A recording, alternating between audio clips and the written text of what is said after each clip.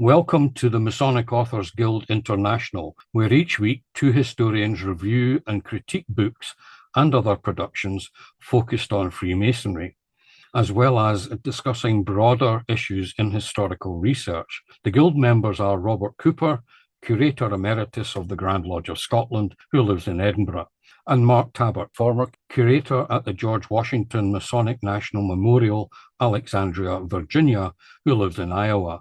Both Guild members have published significant academic historical research and have contributed to Masonic journals and magazines.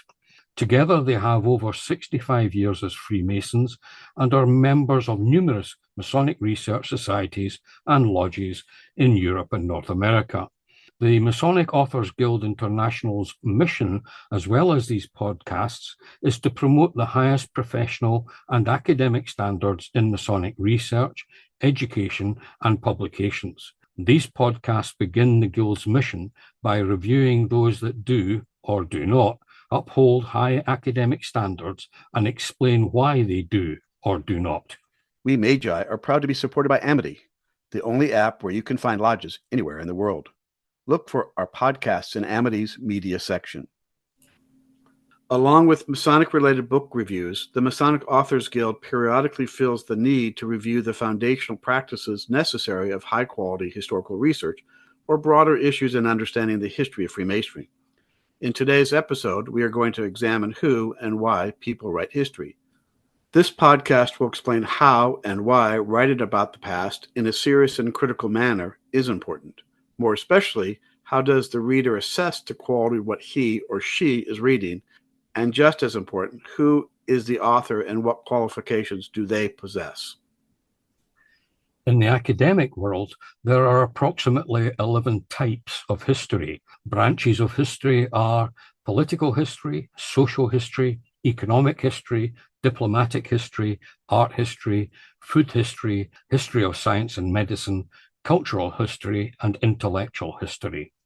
Many, if not all, of these are further subdivided into even more specialist subjects. For example, in political history, a historian may examine the origin and development of democracy.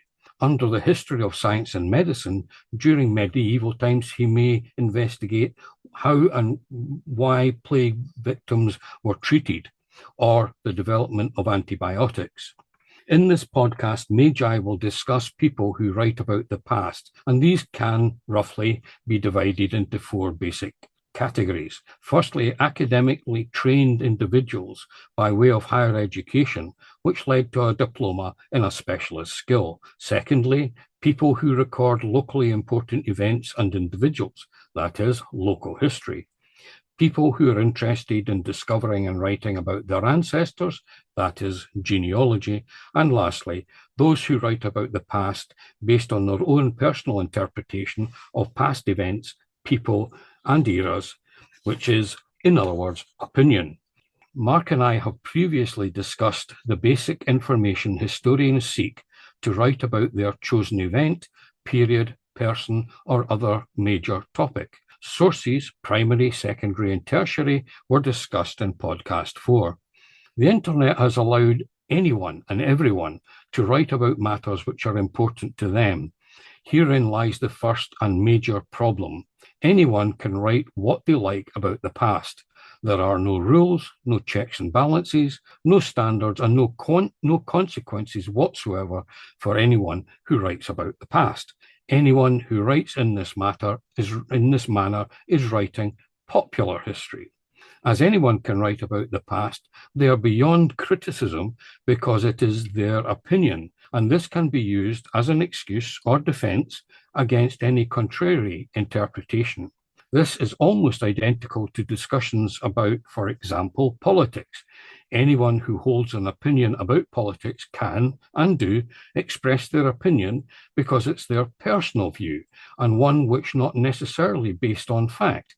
When it comes to opinion rather than fact, it can only be realistically challenged by those who are acknowledged experts on the subject.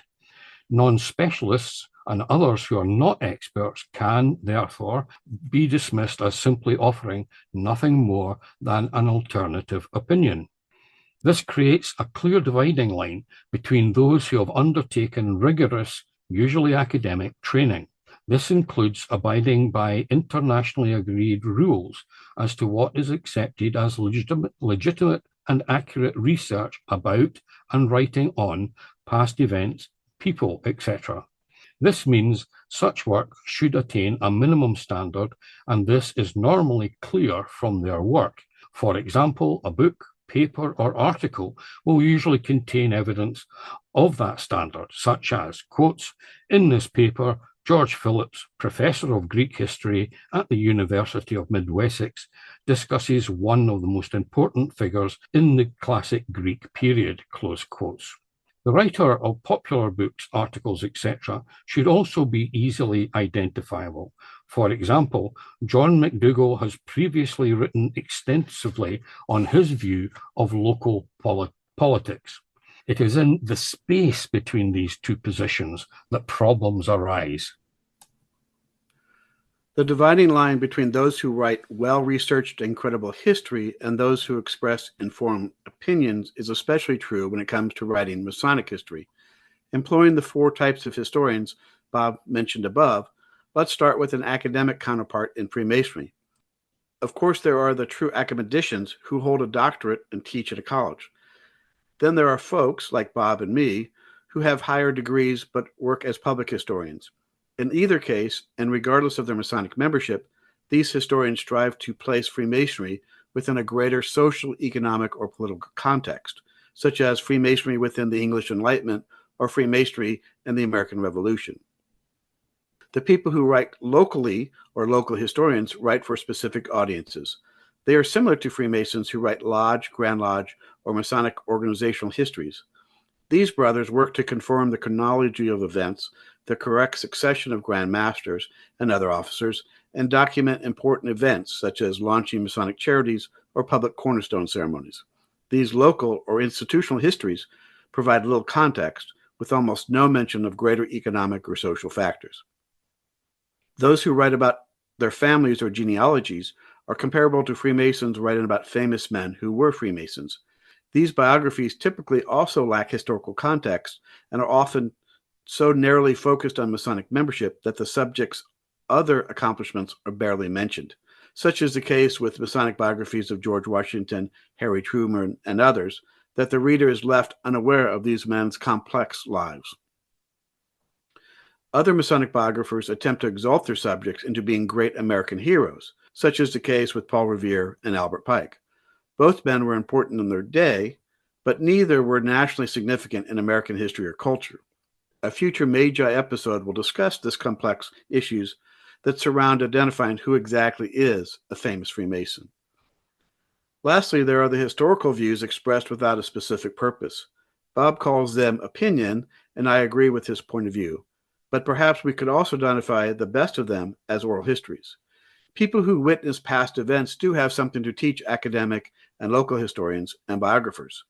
While yes, oral histories are often distorted, confused, and made melodramatic over years of retelling, the stories of people who survived wars, worked in important industries, pioneered new territories, or were close friends with the famous often provide important insights. High-quality Masonic history should include a combination of all 4 types, plus the proper use of statistical data.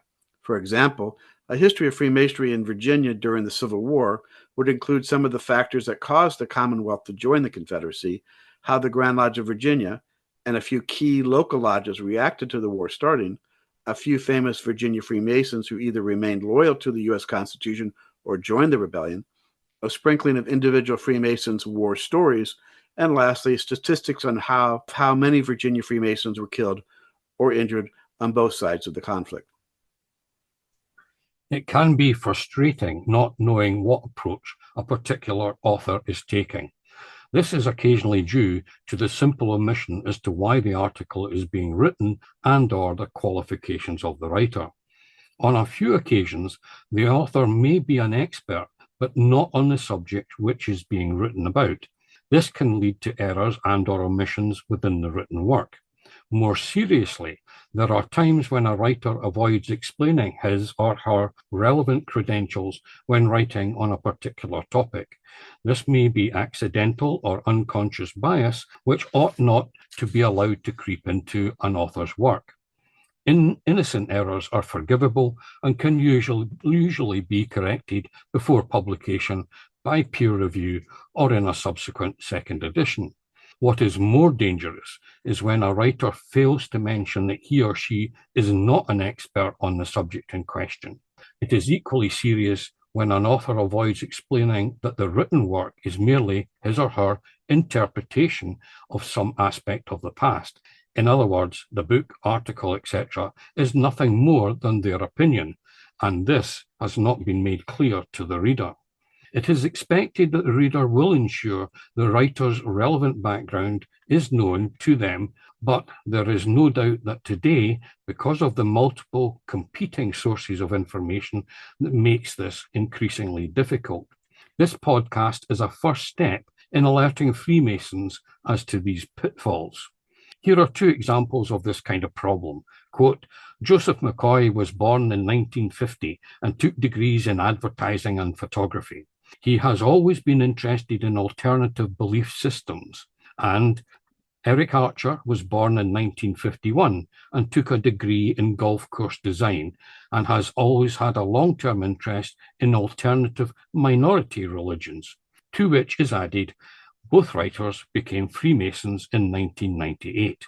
These authors are specialists, but not in the subject that they are writing about, belief systems and minority religions.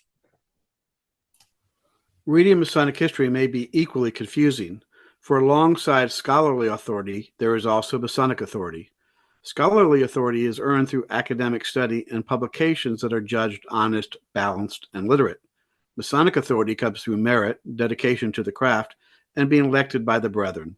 Lodge, and more especially Grand Lodge officers, exercise Masonic authority. Problems arise when those of one authority attempt to exercise it over the other. There are many historians who fail to understand the basic workings of the craft, such as with Jasper Ridley's The Freemasons, which we reviewed in episode 5, where he makes numerous errors, such as calling the Shriners the highest form of Freemasonry in America. Of course, many Grand Masters and Grand Secretaries, by their years of service and in office, often make bold but wildly incorrect statements on Masonic history. Trust me when I say, in my 25 years of working in Masonic museums, I have heard some whoppers. On rare occasions, these authorities may overlap, as in the case with Melvin Johnson of Massachusetts, but largely they are mutually exclusive. In the same way, most artists are not engineers, and most engineers are not artists. It is the duty of scholars to ask those with Masonic authority to act as technical advisors.